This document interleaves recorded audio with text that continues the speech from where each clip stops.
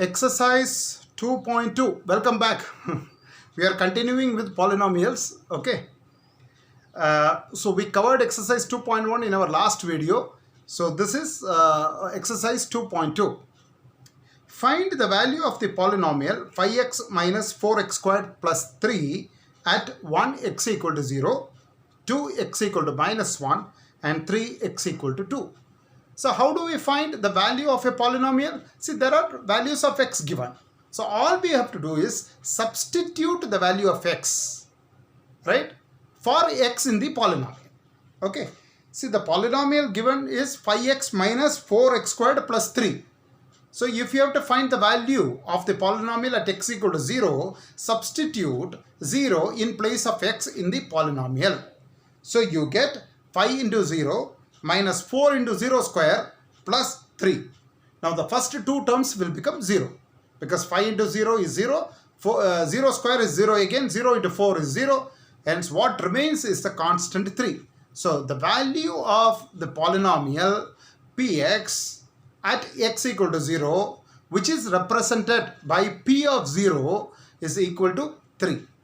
Okay, so this is very important because sometimes we always think, right, whenever we look at evaluating a value at x is equal to 0, intuitively we will think the answer is 0.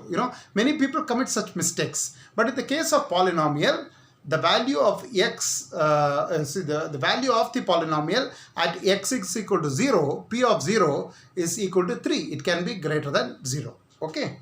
Similarly, you find the value of the polynomial for x is equal to minus 1 and x is equal to 2. Find p of 0. This is the second question. Find p of 0, comma p of 1 and p of 2 for each of the polynomials. What does it mean? See, the first question, you were given the polynomial and you were asked to find the value of the polynomial at a certain value for x. Right now, the second question, you are asked to calculate P0, P1, P2 for the polynomials. Okay. So there are polynomials which are given and you have to evaluate the value of the polynomial when x is equal to 0. That is what p of 0 means. And when x is equal to 1, that is what p of 1 means. And when x is equal to 2, p of 2 means. So at x is equal to 0, 1, 2, you evaluate the value of the polynomials given below. Alright. So substitute again the value of x in these polynomials, you will get the answer. The third question is, verify whether the following zeros of the polynomial, whether the following are zeros of the polynomial indicated against them. Okay. I think my specs is losing its power, So I have to check on my specs, right? So verify whether the following are zeros of the polynomial indicated against them. Okay. So p of x is equal to 3x plus 1 and there is a value x is equal to minus 1 by 3 given. Okay. So you substitute the value of x into the polynomial.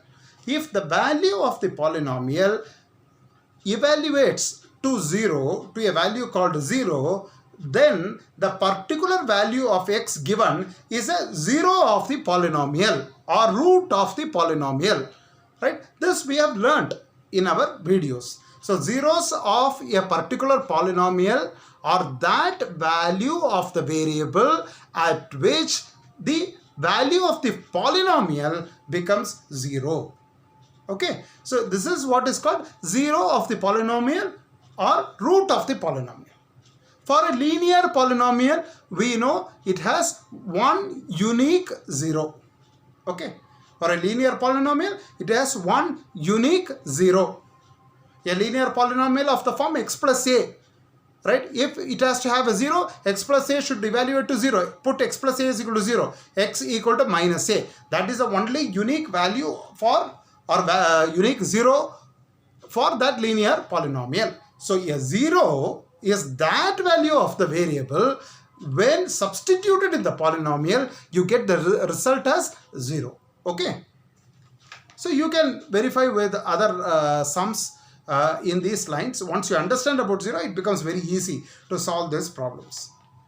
The fourth question is find the zero of the polynomial in each of the following cases. P of x is equal to x plus 5. So you have to find that value for which the polynomial becomes 0. So you put x plus 5, which is a polynomial equal to 0. You get x is equal to minus 5.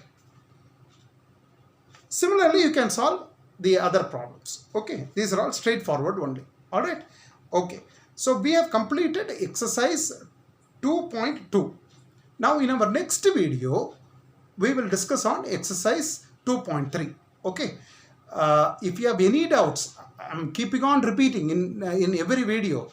If you have any doubts, please send your doubts to askmentorguru@gmail.com. See, these doubts clarification are free. Okay, right? So without any fear, you can ask the doubts. All right. And one more good information that I wanted to share with you, good news that I want to share with you. See, number system and polynomials together, we have test papers that we have already prepared. Okay, this is a series of 5 test papers. Okay, so each test paper carries questions which total to 20 marks, right? So we have 5 sets of test papers with keys to the test paper questions. Now if you like to purchase this set of test papers, which will definitely benefit the student, okay, all you have to do is you have to pay 50 rupees through Google Pay. That's all, right? As I told you, we charge for the test papers, but we don't charge a bomb. We are not going to rob anybody, right? It is a very small amount for a quality test paper that will benefit your child. Okay, so it is a series of 5 test papers, which means between number system and polynomial, the total marks for the test paper will be around 100 marks. So the moment you take these 5 test papers, right, I am 100%, I'm sure you will be thorough with number systems and polynomials. You will be ready for any examination. Okay.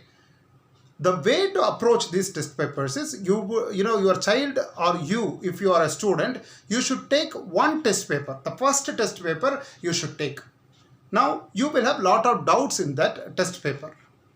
You should look at the keys and you should clarify your doubts.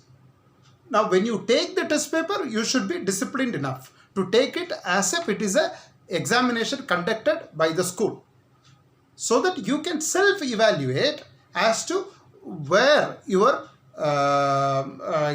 position is, where you stand. You will be able to self-evaluate. This is basically to evaluate on your learning only. Okay, right? It is not to prove to the world that you are the best, right? Or it is not to criticize you, in case if you go wrong in some of the questions. It is only for a self-analysis. So after taking the first test, go through the keys, clear off all your doubts. Now take the second test. You will see marked improvement in your second test. So after taking the first test, if you have doubts, write us an email. We will clear it. Now take the second test. After you take the second test, you will be very, very confident, because you will be able to see your own progress. Now the third test, I am telling you, you will score very good marks. Fourth and fifth, if you are not scoring full marks, then it means that you are committing some silly errors, right? You are overlooking and you are making very, very simple mistakes. This is what it means. So you just need to be careful while taking the test. But if you are careful, I can guarantee you fourth and fifth you will score full marks. Okay, which means your learning on number system and polynomials will be complete. All you have to do is you have to keep on revising it, probably once in a week, right? And keep doing the exercises in random. You will be in touch with these topics, right? And you will be ready for your 9th standard CBSE exams. Okay, so this is going to make your life a lot more easier. All right, so this is what we mean by program, right? We actually, when we take these classes, it is not just giving you some classes, but we are putting you through a program that will ensure that you are successful. All right, so I wish you guys good luck. If you want test paper, write an email, we'll send it across. All you have to do is transfer 50 rupees into our account, Mentor Guru account, right? If you are interested, we will share the details. You can transfer it, and then we will send you the test papers or test series with the keys. All right, great. So I'm hoping that you all are having fun with these videos. Please continue to learn through these videos. If you have any doubts, ask us, right? Write an email to askmentorguru@gmail.com. Please subscribe.